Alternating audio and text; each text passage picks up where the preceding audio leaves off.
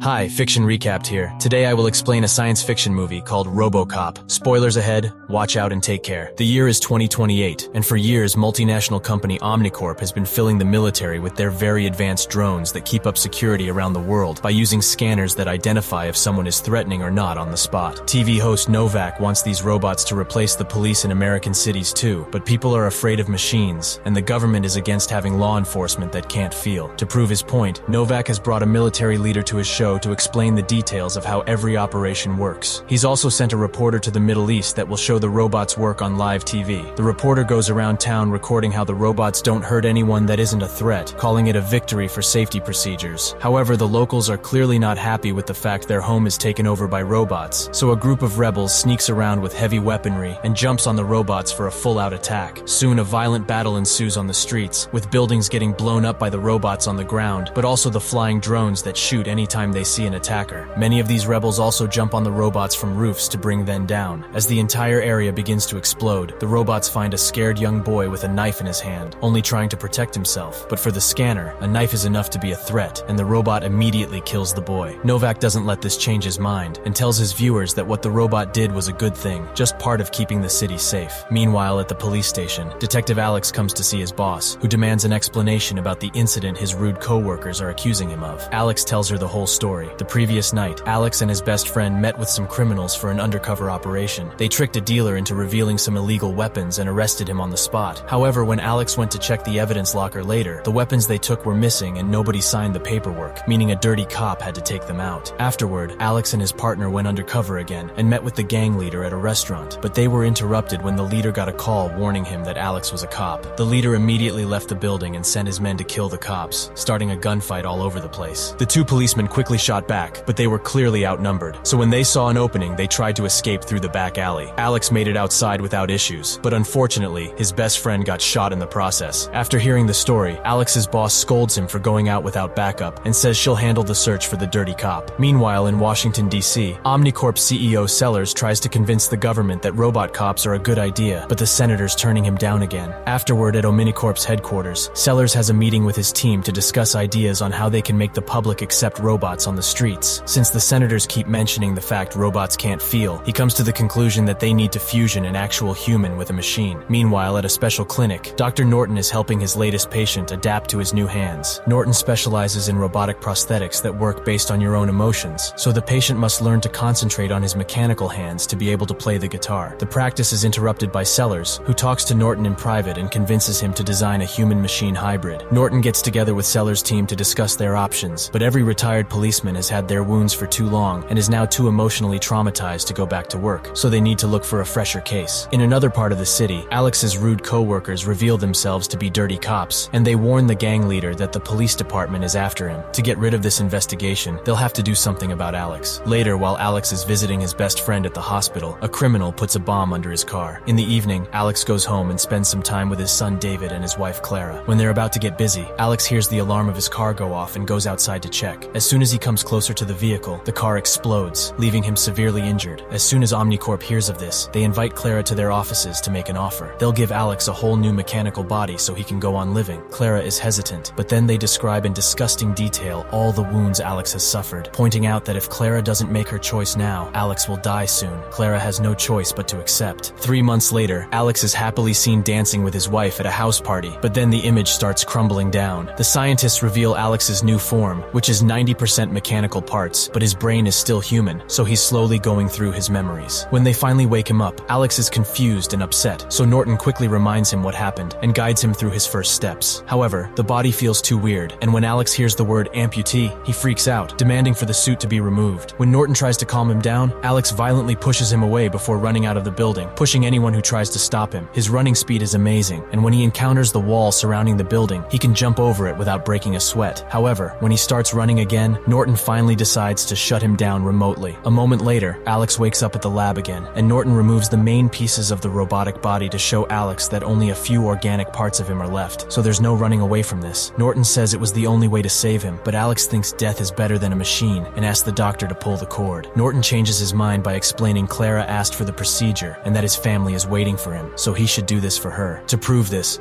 Norton lets Alex call Clara, although Alex only shows her his face for now. Clara thinks he's still very handsome and can't wait to reunite with him. Now that Alex has accepted to cooperate, he spends the night at the lab, where his body goes through maintenance. The next day, he's taken to do some training with Rick, the military man in charge of handling Omnicorp's robotic armies in the field. He thinks that the machines are already perfect, so he considers it a waste of time and resources to include a human in the project. But he still provides Alex with weapons, which he can put away on his special leg compartments. They put Alex and a robot through a simulation where they must kill criminals and save civilians, and as everyone runs around doing the rescues without much trouble, Rick's predictions are true. Alex ends up being slower than the machines, because the machines simply evaluate and act, while Alex takes a moment to feel between evaluation and acting. Later in the evening when he's alone, Alex uses a computer to keep track of what's happening with the gang leader case. The next day, Sellers is disappointed by the results of the simulation and furiously orders Norton to fix this problem. He also thinks Alex needs to look better on screen for marketing reasons, so he asks for a better tactical suit. Later at the lab, the doctor opens Alex's head and does some modifications to his brain that will make him think he still has free will, but the machine will be actually the one acting. Alex is also given a complete makeover. Now his armor looks black and slick. Afterward, they bring Alex to an abandoned building for a new test. This time, he must go against Rick and an army of robots alone. Using his visor to scan the area, and with outstanding reflexes, Alex quickly assesses the situation and takes action, shooting at every single robot without hesitation. He's also quick to find cover and hide when he's shot at, so he never gets hurt. One by one, all the robots go down, and in the end, only Rick is standing. So Alex shoots at his exoskeleton armor to take the win. All his reaction times are perfect, and he never suspects the machine is doing the choosing, so the experiment is considered a success. Sometime later, Norton takes Alex home so he can finally see his family. He's rather nervous, and has to take a moment to gather courage, but as soon as Clara sees him, she doesn't hesitate to hug him. David is a bit wary, but after Alex lets him touch the cool mechanical parts, David says he's happy to see him, and that he's been recording some games to watch together. Unfortunately, Alex can't stay, because he must spend the night in the lab for maintenance. When he returns to the base, Alex meets his best friend, who has finally recovered, and he promises to catch the people that hurt him. A few days later, Sellers is eager to introduce Alex to the citizens in a big public event, so Norton begins transferring all the files of crimes and criminals since 2011. Alex also gathers access to every single security camera in the city. The information is a lot to handle by a human brain, and when Alex sees the recording of the explosion of his car, he has a seizure and passes out. Norton doesn't think they should have a press conference today, but the Omnicorp team forces Norton to fix the issue. Having no choice, Norton kicks everyone out except for his assistant and proceeds to suppress Alex's emotions, leaving him to act like an actual cold robot. Now they can finish downloading the whole database without trouble. When they go to the presentation, Alex concentrates on his duty and ignores his wife and friends, only seeing faces as criminals or civilians and not loved ones. Once he's on stage, his scanner begins identifying all the faces in the crowd until he finds a criminal 2 steps in front of the police. He immediately jumps into the crowd and catches the criminal in seconds without hurting anyone, which causes the population to start admiring Alex. On TV, Novak uses this incident to prove robots are better because the police had been standing next to a criminal and they never noticed. However, Clara is very upset because they won't let her or David talk to Alex. In fact, they're not allowing him to have a life at all. Norton tells her not to worry because this is just a side effect of the medicine and he'll get better soon. The next day, Alex finally returns to duty at the station and announces he'll catch 13 criminals today. Ignoring his friend's worries, he takes a bike and finds a group of dealers thanks to his access to the database and the cameras. Most of the group runs away, but Alex manages to bring down a dealer and threatens him until he confesses the location of his base of operations. Moments later, Alex arrives at an illegal kitchen and enters the building still on his bike, shooting at every criminal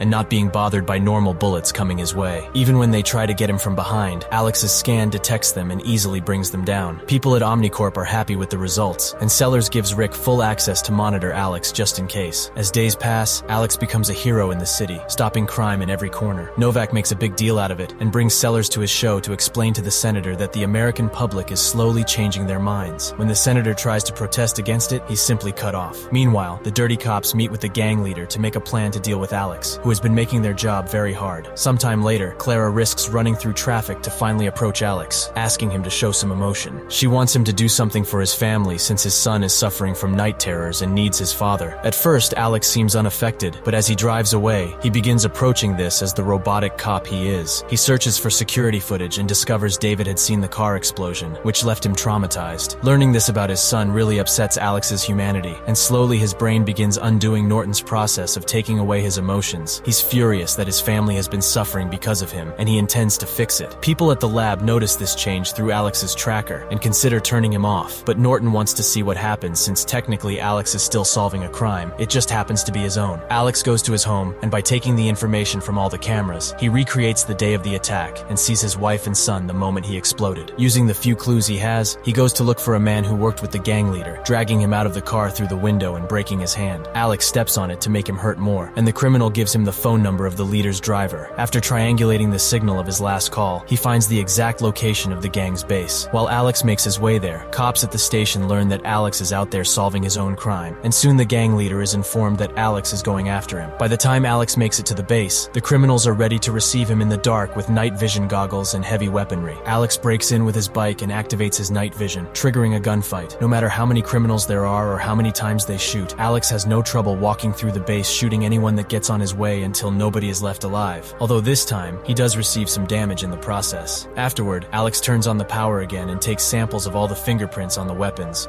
which finally reveals which cops are dirty. Alex rushes to the police station to interrogate the men and play incriminating footage on all the computers. One of the dirty cops tries to attack Alex, who immediately shoots him to defend himself. The other guy is terrified and confesses it was their boss who planned everything. Then Alex shoots him anyway. Afterward, Alex confronts her boss and tries to make her confess, but at that moment, Rick shuts him down. Rick calls Sellers to tell him they can use this, and soon Novak puts the incident all over his show, proving that machines are better than people because they can't be bought. The next day, the government starts to vote in favor of bringing robots to the local police. However, the transmission is interrupted by Clara, who finally goes to the news and tells everyone she hasn't been allowed to see her husband, and that nobody from Omen Corp will answer her calls. Clara's involvement makes Sellers worried that she'll bring Alex's humanity back, and they'll lose control of him, therefore costing them the law. If they retire Alex, it'll look like their experiments aren't good enough, so instead they decide to kill Alex to make him go as a tragic hero that people will remember fondly. Sellers gets in contact with Norton to order him to do it, and when a furious Norton refuses, Sellers buys him over by offering to finance his laboratory for 10 years. Norton ends up accepting, but only if Sellers compensates Alex's family as well. Afterward, Sellers tells Rick to get his robots ready. While the law gets approved by the senators, Sellers meets with Clara and David and makes them think Alex is already dead. At the lab, Norton arrives to find there are already soldiers there demanding to see Alex, so he runs away as they open fire on him. Norton makes it to Alex first and activates a button that makes Sellers think he's dead. However, Alex still wakes up. It turns out Norton took his transmitter away, so nobody has access to his vitals, and they can't turn Alex off ever again. After Alex quickly shoots both soldiers, Norton tells Alex about the whole plan, and Alex decides he must kill Sellers, ignoring Norton when he tries to stop him. As he takes the streets on his bike, Rick sees him from his car and warns Sellers, who was about to announce Alex's death on stream. His guards immediately take him, Clara, and David to the roof to wait for a rescue helicopter. Meanwhile, Norton goes to the police to find Alex's best friend and asks for his help. At that moment, Alex arrives at Omnicorp headquarters and finds it surrounded by Rick's robots and several guards. Alex knocks down a guard in a second to make the others surrender. Then he breaks into the building using his bike and starts a gunfight with the other robots. Alex manages to free himself with some shots, but running away with a wounded leg means he's too slow, and the robots begin shooting him from behind. At that moment, a police truck breaks into the building, and Alex's best friend walks in front of him, causing the robots to stop shooting because cops are safe in the system. This gives Alex the chance to escape through a back corridor. Deeper in the building, Alex finds Rick and tries to shoot him. However, the system has Rick classified as non-threatening and won't allow Alex to harm him. Rick has some fun shooting Alex with warning shots, and when he's ready to shoot him for good, Alex's best friend shows up and kills Rick first. Before dying, Rick shoots him back, so Alex rushes to check on his friend. Luckily, the wound is non-fatal, and they just need to wait for the ambulance. Next, Alex goes to the roof, and when the helicopter sees him, it flies away without picking up the group. Sellers is confident that Alex can't attack him because he's programmed as non-threatening too, but seeing Alex fighting his programming, Sellers threatens to kill Clara and David just in case. This is actually worse because Alex's love for his family allows him to override his program for good and shoots anyway, killing Sellers as the man returns the shot. Alex falls to the ground and his family rushes to check on him, but he assures them he's fine. Sometime later, Norton gives Alex back the prototype body and informs him that from now, he is allowed to spend time with his family. Meanwhile, reporters on TV show that the government is more sure now that robots shouldn't be allowed on the streets, and the law is cancelled, especially when Norton accepts to testify and admit everything he did was wrong. Novak is furious and rants in front of the camera, reminding the public that the USA is still the greatest country in the world.